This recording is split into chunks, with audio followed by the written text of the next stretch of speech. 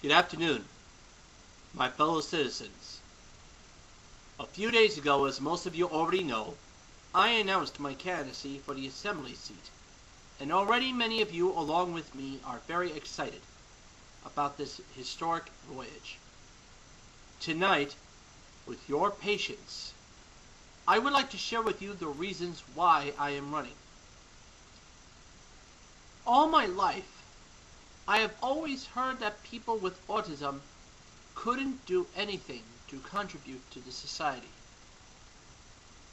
Most of us were sent to institutions or group homes.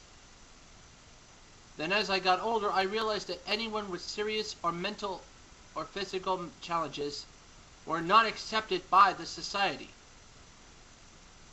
I also heard from time to time that people didn't want people with physical or mental challenges to have a group home in their community. Since I have indeed overcame many situations that were deemed impossible and realized it was due to the fact that my mom kept teaching me after I arrived at the age of 21. Time after time after time again, I proved that I can be responsible.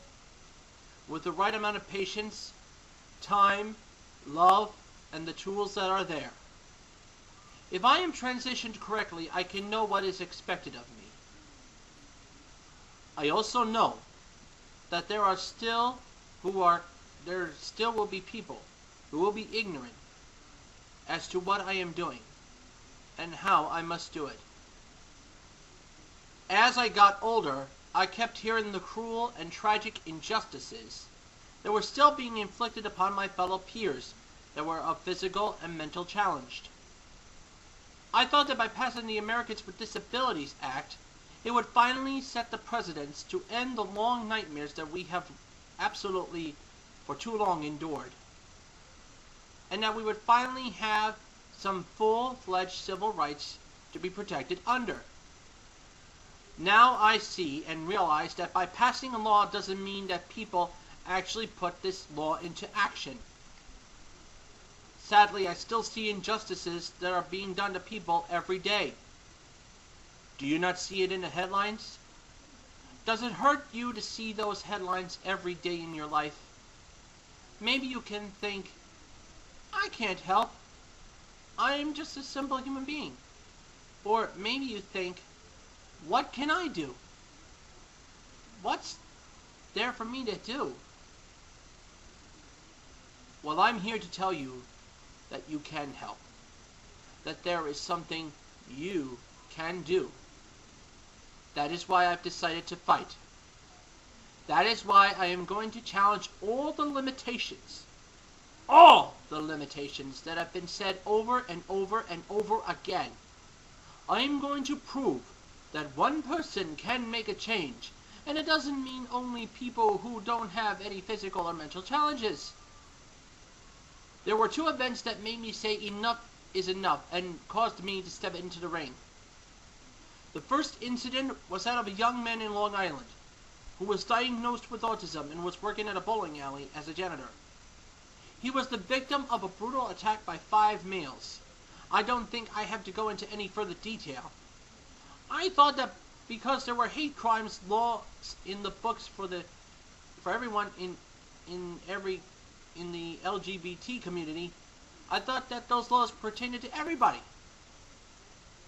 I find out later that we need a separate law for us about attacks or negligent abuses, such as the case of a young man with cerebral palsy, who was left on the bus for almost the whole night this past February in the freezing, brutal cold.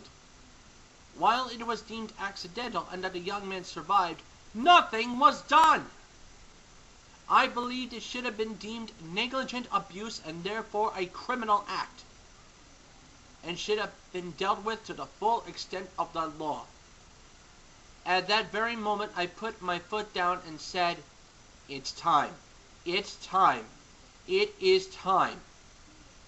It is really time. Now is the time. Now is the time for me to change things at the State House in Trenton, and to break the barriers and walls of discrimination down. My platform is simple, and I have 3 goals that I will work with. whether or not I am elected your next assemblyman. 1. To deem attacks against those who have physical or mental challenges a biased crime, be it that of negligence or other violations of laws, in which the citizens who have physical or mental challenges have rights to. To toughen laws, in which the people who have attacked those with challenges, be it physical or mental, punished to the full extent of the law. 2. To recognize people with physical or mental challenges who have the desire to challenge higher positions in any walk of life, and not to limit grants or scholarships or loans to these people because they are not on the list of possibilities. And finally, 3. To make a transition programs for students of any age and area of work or school so that they can have an equal chance at success. As an advocate for physically and mentally challenged citizens for the past 12.5 years, I spoke about the issue of a program initiative in which I feel that I will help make the transition process for people with physical or mental challenges much simpler. It is this that I will work hard in my first term to make this program into an absolute reality, and civil rights and toughen laws against job discrimination against those with physical or mental challenges, so that I will never ever again endure the kinds of hardships or ignorance that they have forever long endured.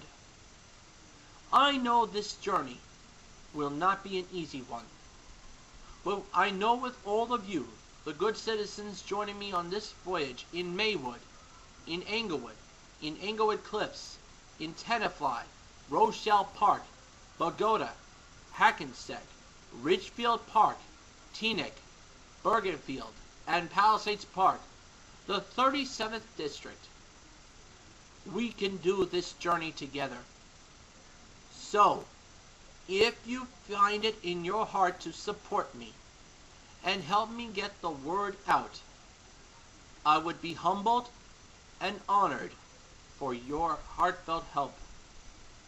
If you chose to be any further assistance in any way, please contact me through my email addresses. GreatSon1, GREATSON, the numerical number 1, at yahoo.com, or CG2009-2008 at hotmail.com. And please, no negative emails, please. Or if you want to reach Linda Grace Monahan, who happens to be the pioneer of a family group for families with autistic children and adolescents, she can be reached at amothersvoice@msn.com. I'm asking you, the people of the 37th Legislative District, to help me pioneer a new movement in education for all our children. An education that is based on teaching children how to learn through everyday experiences, to give them a foundation so that our children can learn more realistic situations. In order for them to be able to adapt to the 21st century, yesterday's reading, writing, and arithmetics are obsolete.